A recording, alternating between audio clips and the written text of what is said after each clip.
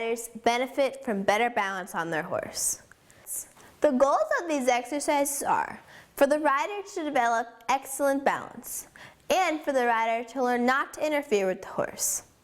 The prerequisites are lunging and basic hobble exercises. For the beginner, a quiet horse with a slow and/or rhythmic trot that lunges really well, and a handler that has complete control of the horse and the horse's gaits on the lunge line, so the rider can focus on their riding, including much work with hands to the side. For the intermediate rider, a horse that has completed the in focus, in control, and in touch exercises, and is completely safe on a trail ride. For the advanced rider, a horse that can do all of the in-tune exercises. I want to quickly discuss 2 key points regarding equipment before we get started.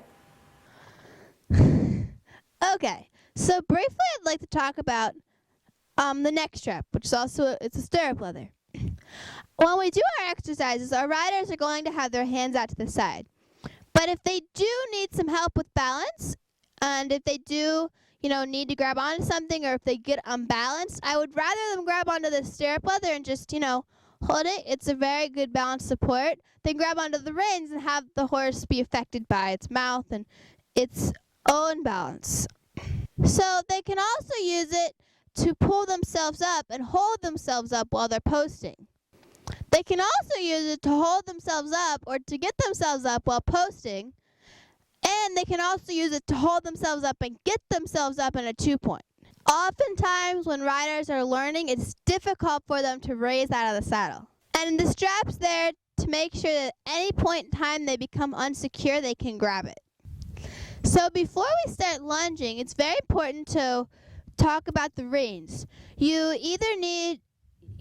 don't want the reins going over the head and effective them putting a foot through the reins, stepping on them, etc. You can knot the reins, but there still is a chance of them going over the head. You can knot the reins and clip them to the stirrup leather, but there is still a chance of them going over the head. So if you're truly nervous about it, what you can do is you can take the reins and you can loop them and put them through the throat latch. And also you can just simply take them off.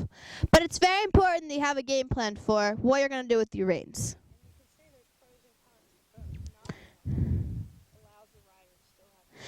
And there's pros and cons for all the different things you can do with your reins. If you knot them, your rider can still use them, but they can also go over the head. If you take them off, well, they don't have reins, but there's absolutely no possibility of them stepping on them because they're not in the bridle. So just be aware of this and make sure you have a plan.